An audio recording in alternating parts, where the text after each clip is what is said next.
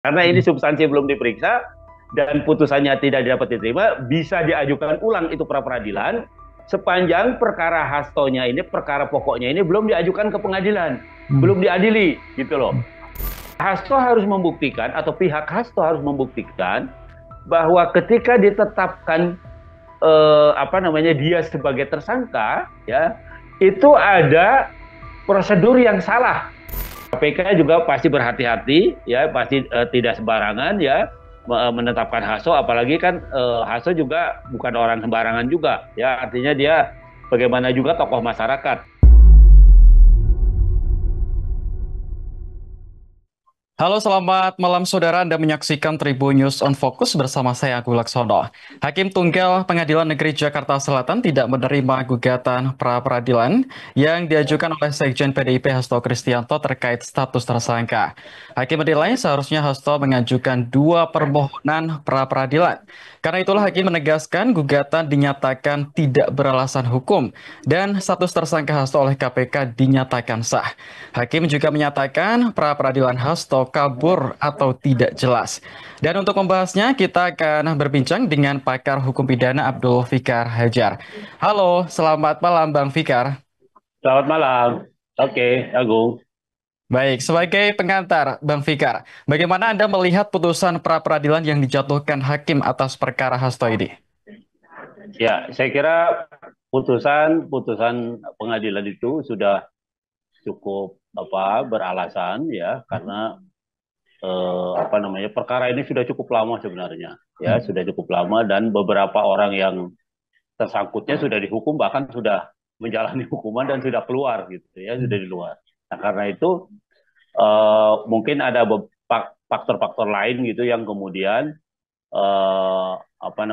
baru pada awal-awal ini kemudian perkara itu dimulai lagi gitu ya. Saya kira, saya tidak tahu hambatannya apakah hambatan politis atau hambatan teknis. Kalau teknis saya kira tidak ada yang perlu dikhawatirkan sebenarnya. Tidak ada hambatan teknis yang berarti gitu ya. Karena secara hukum ada dasar hukumnya gitu ya, dan sudah cukup dasar hukumnya. Nah, cuma persoalannya adalah apakah KPK-nya mau menetapkan itu atau tidak. Nah, kan seperti diketahui KPK itu kan tidak hanya terdiri dari para penyidik dan penyelidik dan penuntut umum saja gitu ya, tapi ada yang paling tinggi adalah para komisioner.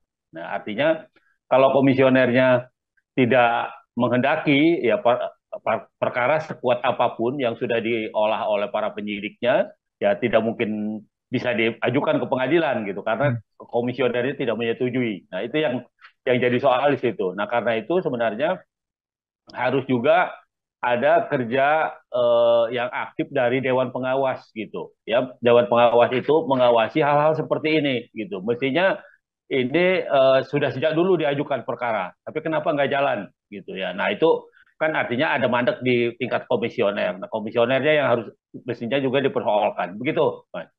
Baik, ini hakim kan menilai seharusnya Hasto mengajukan dua permohonan pra-peradilan, Bang Fikar, dan menganggap bahwa pra-peradilan Hasto kabur dan tidak jelas. Kalau secara aturan hukum pidana, artinya kalau pra-peradilan Hasto diajukan untuk dua laporan, apakah ini memungkinkan akan diterima pengadilan, Bang Fikar? Iya. Eh Persoalannya bukan diterima atau tidak diterima, bukan di Hmm. situ ya. Persoalannya adalah eh, Hasto ini akan menguji ya tindakan upaya paksa yang dilakukan oleh KPK. Nah, upaya paksa itu adalah menetapkan orang sebagai tersangka, menangkap, menahan, menyita, ya, menyita barang dan sebagainya. Itu namanya upaya paksa dan itu bisa dipersoalkan di pra peradilan. Nah, yang Hmm. dipersoalkan oleh Hasto adalah penetapannya sebagai tersangka gitu. Jadi prosedur penetapan Hasto sebagai tersangka itu yang digugat di pra peradilan gitu, Hmm. dianggap tidak sah gitu. Nah, Hmm. sekarang hakim yang memutuskan ketika memeriksa itu kan ada dua yang dia diperiksa sebenarnya. Hmm. Yang pertama, apakah permohonannya sudah mencukupi syarat, memenuhi syarat gitu ya permohonannya. Itu yang kedua, apakah objek dari permohonan ini yaitu penetapan KPK sebagai tersangka itu sudah memenuhi syarat juga berdasarkan bukti-bukti yang cukup dan sebagainya. Nah, itu ada Jadi ada dua wilayah. Nah, ternyata Hakim Pengadilan Negeri Jakarta Selatan memilih yang pertama, ya, bahwa menurut dia permohonan yang diajukan oleh Hasto ini tidak memenuhi syarat, ya, karena di dalamnya ada sebenarnya ada dua perkara yang harus dimohonkan. Nah, itu tafsir sebenarnya, ya, tafsir hakimnya seperti itu. Meskipun apa yang dipersoalkan kan sebenarnya satu upaya hukum menetapkan Hasto dalam menetapkan Hasto sebagai tersangka. Nah, tinggal dilihat di dalam surat panggilannya sebagai tersangkanya itu di perkara yang mana gitu. Ya, nah kalau di panggilan umpamanya perkara yang nomor satu, ya mestinya disebut di situ. Ini apa namanya gugatan pra peradilan untuk perkara nomor satu, umpamanya seperti itu, gitu. Ya, bisa seperti itu. Nah, karena ini tidak jelas apa nomor satu atau nomor dua, maka kemudian hakim memilih untuk menyatakan bahwa gugatannya adalah obskur atau kabur, gitu, tidak jelas nomor satu apa nomor dua, gitu yang akan diajukan. Nah, karena itu gugatan dinyatakan atau permohonan dinyatakan tidak dapat diterima. Artinya hakimnya belum masuk ke substansi perkaranya, belum masuk pada persoalan apakah KPK menetapkan Hasto sebagai tersangka itu sudah memenuhi syarat bukti atau tidak. Belum masuk ke sana, gitu. Belum masuk ke ranah itu. Jadi baru mempersoalkan bahwa permohonan Hasto itu belum memenuhi syarat. Begitu, Mas. Oke, berarti istilahnya dalam simpelnya seperti baru masuk gerbang sudah ditolak seperti itu ya, Bang Fikar? Bukan ditolak, ya. Nanti Tidak beda diterima nih. maksud kami. Iya, jadi dalam apa terminologi yuridis itu beda Hmm. antara tidak diterima dengan ditolak. Hmm. Kalau tidak diterima itu artinya secara prematur permohonannya itu tidak memenuhi syarat. Hmm. Tapi kalau ditolak itu pokok perkara substansinya sudah diperiksa Hmm. bahwa KPK menetapkan sebagai tersangka tapi buktinya kurang. Nah, atau tapi buktinya lengkap, kemudian gugatan atau permohonannya ditolak. Nah, itu sudah masuk ke pokok persoalannya gitu. Tapi kalau tidak diterima itu belum masuk, belum mempersoalkan pokok persoalan pokoknya gitu. Nah, baru persyaratan mengajukannya saja. Jadi baru persyaratan mengajukan permohonannya saja dinyatakan permohonannya tidak memenuhi syarat karena itu tidak diterima. Begitu. Oke, jadi sekarang jelas ya Bang Fikar, jadi publik jadi tahu apa bedanya di pra peradilan kalau tidak diterima dan ditolak itu seperti apa, begitu ya Bang Fikar ya? Betul. Oke, tadi Anda mengatakan bahwa ini tidak diterima oleh pengadilan seperti itu. Lalu berarti ini kan KPK belum, maksud kami pengadilan belum masuk ke ranah inti perkaranya dari gugatan yang diajukan oleh Hasto. Artinya ini kan kemarin dari tim hukum Hasto kan datang ke pengadilan untuk menguji dugaan adanya penyalahgunaan kekuasaan dalam penetapan tersangka seperti itu. Berarti ini belum bisa ada ke sana ya Bang ya. Berarti belum ada ranah dari pengadilan untuk mencari tahu apakah ada penyalahgunaan kekuasaan di sana, berarti belum sampai ke sana ya. Belum, Hmm. belum. Nah, konsekuensinya dari dinyatakan tidak dapat diterima, Hmm. maka Hasto masih bisa mengajukan ulang, gitu, Oke. mengajukan kembali pra Hmm. peradilan mengenai hal itu, gitu. Ya, cuma tadi permintaannya harus jelas dalam perkara yang mana diajukan pra peradilan. Nah, tapi kalau sudah ditolak, itu nggak bisa lagi, ya, Oke, tidak oke. bisa lagi itu apa pra peradilan diajukan karena substansinya sudah diperiksa gitu. Nah, karena ini Hmm. substansi belum diperiksa dan putusannya tidak dapat diterima, bisa diajukan ulang itu pra peradilan sepanjang perkara hastonya ini, perkara pokoknya ini belum diajukan ke pengadilan, belum Hmm. diadili gitu loh. Tapi kalau sudah begitu apa kemudian kalau kemudian diulang gugatan apa permohonan pra peradilannya, tapi tiba-tiba perkaranya dilimpahkan ke pengadilan, tiba-tiba besoknya ada sidang, maka perkara pra peradilan ini dengan sendirinya gugur. Gitu. Jadi gugurnya pra peradilan itu karena sudah disidangkan pokok perkaranya. Begitu. Baik. Lalu Anda mengatakan bahwa Hasto masih berkemungkinan untuk mengajukan kembali. Apa yang sebenarnya harus dilakukan Hasto agar nanti gugatannya itu bisa diproses oleh pihak pengadilan lagi? Apa yang harus diperbaiki dan disiapkan oleh timnya? Iya. Ya, sebenarnya argumennya Hasto sudah masuk ke arah itu, Hmm. ya. Ada abuse of power ketika menetapkan gitu. Hmm. Nah, harusnya dirinci. Kan gini, apa penegak hukum ketika menetapkan seseorang menjadi tersangka, Hmm. itu harus didasarkan pada bukti permulaan yang cukup. Nah, begitu Hmm. bunyi bunyi ketentuannya di dalam KUHP tuh seperti itu. Nah, lalu orang meraba-raba, seperti apa bukti permulaan yang cukup? Nah, kemudian ada orang mengajukan, karena kan gini, bukti permulaan yang cukup itu kan menjadi relatif gitu. Artinya memang berpotensi untuk disalahgunakan gitu. Karena pengertian cukup tuh berapa atau bagaimana kan gitu. Nah, kemudian ada orang mengajukan pemohon ke Mahkamah Konstitusi, minta diperjelas nih aturan ini. Apa Hmm. sebenarnya yang dimaksud dengan bukti permulaan yang cukup? Nah, oleh Mahkamah Konstitusi diperjelas melalui putusannya. Saya lupa tahun berapa, ada 6 tahun ke belakang lah. Itu yang dimaksud dengan bukti permulaan yang cukup adalah minimal ada 2 alat bukti. Nah, jadi udah jelas sekarang. Ketika penegak hukum menetapkan orang sebagai tersangka, minimal dia sudah punya 2 alat bukti. Alat bukti itu apa saja? Alat bukti itu bisa keterangan saksi, ya 1, 2, 3, 4 dan seterusnya, bisa keterangan ahli, bisa bukti surat, ya, bisa juga gabungan antara 2 bukti, ya, atau juga keterangan tersangkanya, gitu ya, atau gabungan 2 bukti yang menimbulkan satu persangkaan. Hmm. Umpamanya ada 2 atau 3 orang saksi yang membuat pernyataan, yang membuat kesaksian, yang jika dihubungkan maka akan mengacu pada kesimpulan bahwa orang ini harus jadi tersangka. Nah, itu namanya persangkaan. Nah, jadi alat bukti di dalam KUHP itu adalah keterangan saksi, keterangan ahli, alat bukti surat, persangkaan, dan keterangan tersangka. Nah, karena tersangkanya sekarang sedang mengajukan, maka cuma 4. Hmm. Jadi alat apa? Saksi, ahli, alat bukti surat, dan persangkaan. Nah, itu yang harus dipenuhi. Kalau kalau kemudian apa namanya Hasso akan mengajukan lagi. Waktunya adalah sebelum perkara ini dinaikkan ke pengadilan. Begitu. Oke, jadi ada batas waktunya ya, Bang ya? Ya, Hmm. Oke, lalu bicara soal bukti Bang Fikar, ini kan kemarin kubu Hasto mengklaim katanya sudah punya lebih dari 100 bukti yang dibawa Hasto ke pengadilan. Berarti bukti-bukti yang disampaikan ini belum bisa meyakinkan hakim seperti itu. ya. Nah, itu yang jadi soal. Hmm. Seperti saya katakan tadi, ya. Jadi hakim hakim punya 2 pilihan. Hmm. Dia memeriksa substansi permohonannya, dia juga bisa memeriksa syarat permohonan. Nah, hakim memilih, ya, untuk memutuskan itu, dia memilih syarat permohonannya yang belum terpenuhi, yaitu kabur. Ini permohonan 1 apa 2 menurut hakim, ya, ditafsir seperti itu. 1 apa 2, ini tidak jelas nih permohonannya yang mana. Nah, karena itu kemudian hakim dengan memilih itu kemudian menyatakan gugatannya tidak dapat diterima.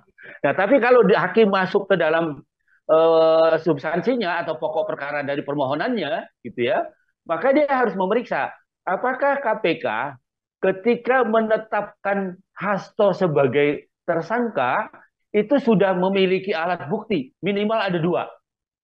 Nah, itu yang diperiksa itu. Nah, tapi ternyata hakim tidak mau masuk ke sana, gitu ya, tidak mau masuk ke sana. Nah, bahwa di dalam pra peradilan itu Hasto apa namanya Hasto mengeluarkan banyak alat bukti, gitu ya. Nah, bahwa ada abuse apa segala macam. Nah, itu yang apa menjadi pertanyaan. Karena kalau sangat mungkin kalau perkara apa bukti itu diperiksa, gitu ya, bukti itu diperiksa, maka sudah masuk kepada pokok perkara. Apa namanya perdebatannya akan masuk Hasto salah apa tidak. Padahal itu bukan wewenang forum pra peradilan, bukan. Hmm. Itu nanti di pokok perkaranya persoalannya Hasto itu bersalah atau tidak, gitu ya. Tetapi apa namanya di sini adalah sah tidak penetapannya. Ada 2 alat bukti yang cukup atau tidak, gitu. Nah, itu yang apa yang harusnya diperiksa seperti itu. Begitu. Oke, ini kan dari kubu Hasto juga sudah mengomentari hasil dari pengadilan hari ini ya Bang. Dan mengatakan bahwa putusan pra peradilan ini merupakan bagian dari pelecehan proses persidangan. Katanya seperti itu. Bagaimana menurut Bang Vika? Nah, di pengadilan itu isinya adalah tafsir, Hmm. ya. Aturannya sama, ya, aturannya sama, tapi bisa ditafsir oleh pemohon, bisa ditafsir oleh jaksa, bisa ditafsir oleh penegak hukum lain, termasuk juga bisa ditafsir oleh hakim. Nah, jadi yang paling akhir adalah tafsiran hakim, gitu. Aturannya sama, gitu. Ya, aturannya sama. Cuma dilihat dari perspektif masing-masing, perspektif pemohon, perspektif KPK, dan perspektif hakimnya. Nah, kalau dilihat dari perspektif itu, maka semua semua pihak ya pasti akan menyatakan buktinya cukup kuat, buktinya sudah memenuhi syarat, gitu. Ya, buktinya menyatakan seperti ini, seperti itu. Ya, pasti itu semua seperti itu. Ya, karena memang semua pihak punya kesempatan. Tetapi yang akhirnya memutuskan adalah berdasarkan keyakinan hakimnya. Apakah hakim berdasarkan minimal dua alat bukti itu dia mendapat keyakinan ya bahwa seseorang itu bersalah, bahwa KPK itu abuse of power ketika menetapkan Hasto. Nah, itu yang menjadi kewenangan hakim. Hakim yang menyimpulkan itu, gitu. Nah, tapi dalam perkara ini hakim nggak mau masuk ke situ, bukan nggak mau, belum mau masuk ke sana, ya. Dia masuknya ke soal persyaratan permohonannya. Permohonannya aja tidak memenuhi syarat, gitu. Ini kabur nih, diajukan dua-dua seperti ini. Nah, seperti itu. Nah, jadi karena itu kemudian permohonannya dinyatakan tidak dapat diterima. Tapi seperti saya katakan tadi, karena tidak dapat diterima, maka pemohonannya bisa diajukan ulang. Gitu. Begitu. Oke, lalu ini kan nanti pasti kita juga akan menunggu ya apakah dari pihak Hasto nih akan mengajukan ulang atau tidak, dan seandainya mengajukan ulang berarti nanti ada potensi ya Bang atau peluang nanti bisa diterima, dan dugaan adanya abuse of power ini terbukti, bisa jadi seperti itu ya Bang Fikar ya? Ya, bisa jadi iya, bisa jadi tidak, gitu Hmm. ya. Jadi bisa diajukan ulang sebelum Hmm. perkara pokoknya ya Hmm. Hasto disidangkan, ya sebelum perkara pokoknya masuk ke pengadilan dan disidangkan. Nah, itu masih bisa diajukan ulang. Nah, kemungkinannya Hasto harus membuktikan atau pihak Hasto harus membuktikan bahwa ketika ditetapkan dia sebagai tersangka, ya itu ada prosedur yang salah, Hmm. gitu ya. Salah satu prosedur yang salah adalah itu tadi soal alat bukti, gitu ya, soal apakah dia pernah dipanggil sebagai saksi, soal apakah intinya adalah prosedur yang dipersoalkan, itu prosedur, bukan persoalan apakah KPK itu salah atau tidak dalam, bukan itu nanti dibuktikan waktu sidang di pokok perkaranya. Tetapi apakah prosedur yang dilakukan oleh KPK dalam menetapkan Hasto sebagai tersangka itu sudah cukup sah atau tidak? Sudah cukup memenuhi aturan perundang-undangan atau tidak? Nah, itu yang diuji. Jadi proses sebenarnya yang diuji itu proses, bukan bukan tindak pidananya, belum masuk ke sana, gitu. Nah, kan KPK tinggal bukan tinggal, maksud saya bisa menyatakan kita sudah memanggil umpamanya Hasto sebagai saksi berkali-kali, umpamanya iya kan. KPK sudah mempunyai alat bukti yang cukup, keterangan saksi, keterangan ahli, keterangan apa. Nah, itu yang bisa diterangkan oleh KPK, gitu. Nah, soal apakah alat-alat bukti itu kalau diadu bisa meyakinkan atau tidak, gitu ya. Mungkin pertanyaan yang mengganjal di pihak Hasto itu, kenapa ketika siapa itu yang orang KPU yang sudah dihukum itu, ya, eh, aduh siapa namanya, Komisioner KPU betul. nah, komisioner itu Hmm. ketika dia disidangkan, kenapa Hasto tidak tetapkan sebagai tersangka Ya. kalau memang dia tersangkut. Nah, itu yang mungkin pertanyaannya pihak Hasto, gitu ya. Ini bahkan Hasto komisionernya sudah dihukum, sudah masuk, sudah keluar lagi, baru kemudian Hasto ditetapkan sebagai tersangka. Nah, ini yang menjadi soal, gitu. Nah, tapi menurut perspektif hukum pidana, sepanjang tindak pidananya belum daluarsa, ya Hmm. nggak ada masalah sebenarnya. Ya, daluarsa itu artinya sudah tidak secara waktu itu sudah tidak bisa dijalankan lagi. Umpamanya tindak pidana yang ancaman hukumannya 1 tahun, umpamanya ya, sampai dengan 1 tahun, daluarsanya 6 bulan. gitu. Kalau tidak dituntut dalam 6 bulan, maka dia nggak bisa dituntut lagi. Hmm. Nah, yang paling maksimal adalah tindak pidana yang ancaman hukumannya hukuman seumur hidup atau hukuman mati, gitu ya, atau 20 tahun, gitu ya.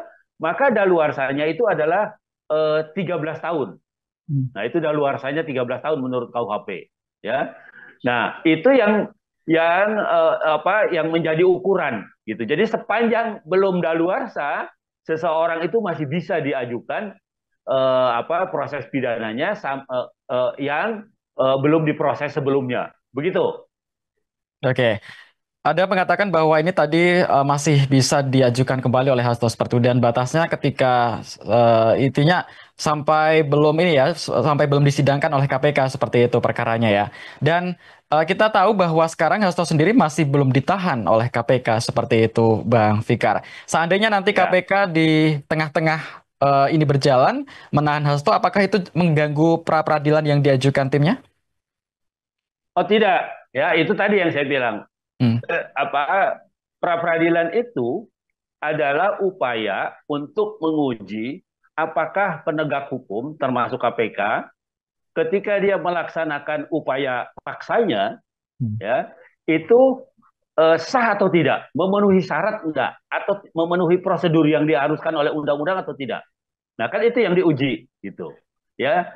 Apakah umpamanya seseorang itu sudah pernah dipanggil sebelum ditetapkan sebagai tersangka, dipanggil sebagai saksi, dipanggil didengar keterangannya. Ya, itu yang diuji itu gitu. Jadi prosedur prosedur penetapannya gitu. Jadi bukan perdebatan tidak pada pokok perkaranya, tidak pada apakah Hasso ini melakukan tindak pidana atau tidak, bukan, tetapi lebih pada prosedurnya. Nah, karena itu kemudian kalau KPK atau penegak hukum itu sudah memiliki alat bukti yang cukup, gitu ya, minimal dua itu tadi, umpamanya keterangan dua orang saksi, saksi tambah ahli, saksi tambah surat, umpamanya ya. Nah, karena itu ditetapkan begitu, minimal harus ada dua. Kalau belum ada dua nggak boleh ditetapkan atau tidak sah itu penetapannya. Nah, itu yang ditekankan oleh aturan seperti itu sehingga bisa terjamin dua-duanya. Di satu sisi negara dalam hal ini penegak hukum apakah polisi, kejaksaan atau KPK punya kewenangan menerapkan upaya paksa, di sisi yang lain warga negara ini dihormati hak asasi manusianya, dihormati hak-haknya gitu. Jadi ketika dia ditetapkan pun gitu ya sebagai tersangka, dia tetap juga harus dihormati. Nah, soal apakah kemudian upaya paksanya diterapkan atau tidak, umpamanya ditangkap atau ditahan atau tidak, nah itu tergantung kepada kewenangan dari penegak hukumnya. Apakah kan ada dua, ada tiga ya prasyarat orang itu kenapa harus ditahan gitu ya. Hmm. Yang pertama itu yang paling pokok adalah dia tidak mengulangi perbuatannya. Yang kedua, dia tidak akan menghilangkan barang bukti Hmm. gitu ya. Nah, yang ketiga itu dia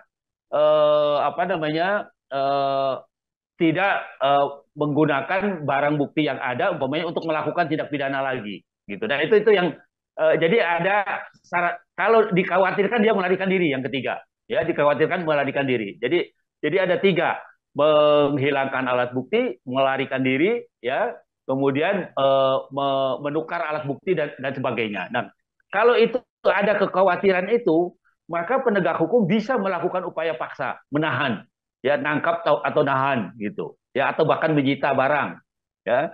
Nah, kalau ada kekhawatiran itu, nah karena itu menjadi subjektif sifatnya, tergantung pada penegak hukumnya, ya, pada penyidiknya, gitu, pada penuntutnya untuk melakukan itu, mau melakukan penangkapan atau penahanan atau tidak. Nah, itu tergantung, karena itu menjadi kewenangan penegak hukum sepenuhnya. Batasannya adalah tindak pidananya 5 tahun ke atas, gitu. Jadi yang tindak pidana ancaman hukumannya 5 tahun ke atas itu bisa dilakukan upaya paksa penahanan.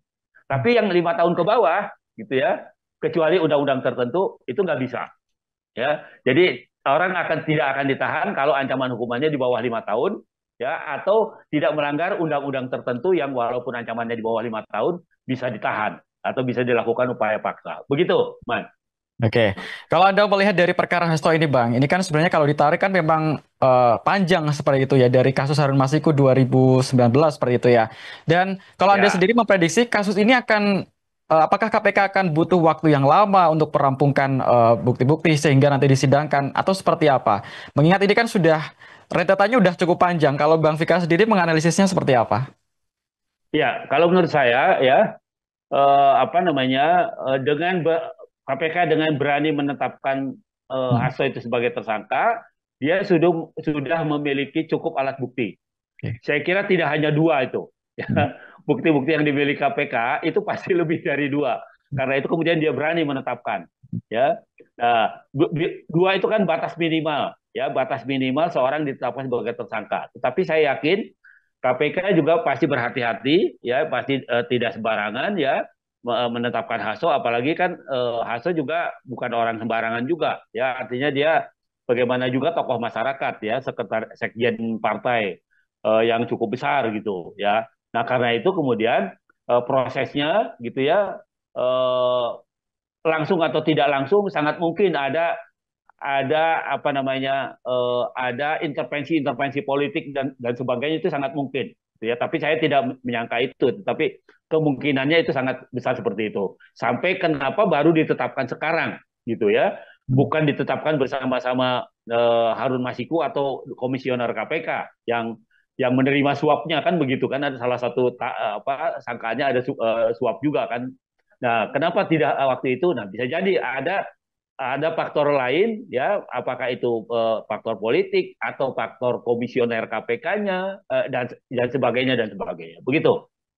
Oke, terakhir Bang Fikar, apa nanti prediksi Anda? Ini kan ibaratnya dari kubu Hasto sama-sama dan KPK sama-sama berlomba untuk ini mengumpulkan alat bukti, si Hasto untuk mengajukan kembali ke pra peradilan, sementara KPK untuk disidangkan seperti itu. Kalau menurut analisis Anda ini akan siapa nanti yang lebih cepat berpacu dengan apa namanya proses ini? Iya, kalau ya apa, relatif saja gitu ya, siapa yang lebih cepat gitu ya. Saya kira dari kubu Hasto juga pasti akan menggunakan kesempatan baik ini sebaik-baiknya gitu ya. Demikian juga saya kira KPK tidak main-main gitu ya. Artinya ketika dia sudah menetapkan sebagai tersangka, maka proses-proses selanjutnya sudah mulai ada dilakukan gitu. Nah, saya kira juga apa namanya, mengumpulkan alat bukti kan begini, mengumpulkan alat bukti, tindak pidananya menjadi terang, lalu ditetapkan sebagai tersangka, lalu kemudian diproses, begitu. Nah, itu yang sedang dilakukan. Nah, dan itu saya kira proses itu sedang dilakukan oleh KPK. Nanti tinggal soal siapa yang lebih cepat, umpamanya ya. Nah, karena itu ada batasan itu tadi. Peradilan masih bisa diajukan sepanjang belum diajukan ke pengadilan perkaranya. Nah, jadi masih ada kesempatan bagi Hasto di satu sisi, sisi yang lain ada kesempatan bagi KPK untuk mempercepat perkara ini maju ke pengadilan. Begitu. Oke, jadi kesimpulannya Hasto PR-nya bagi tim Hasto harus lebih memperjelas lagi apa yang pengen diajukan ke peradilan, seperti itu ya, ke Peradilan. pengadilan, Ya, seperti itu ya Bang Fikar. betul, betul. Hmm. Jadi harus jelas perkara mana, gitu. Hmm. Oke, oke. Baik, kita tunggu bersama ya Bang Fikar ya, apakah nanti Oke, kubu Hasto akan mengajukan ulang dan apakah nanti pengadilan akan menerimanya atau justru menolaknya, kita tunggu bersama-sama Bang Fikar ya. oke. Oke, baik. Terima kasih Bang Fikar atas bincang-bincangnya malam ini terkait gugatan pra peradilan Hasto yang udah diputuskan oleh pengadilan hari ini. Dan saya Gulak Sodo mewakili kerabat kerja yang bertugas pamit undur diri. Terima kasih dan sampai jumpa. Download Tribun X sekarang. Menghadirkan lokal menjadi Indonesia.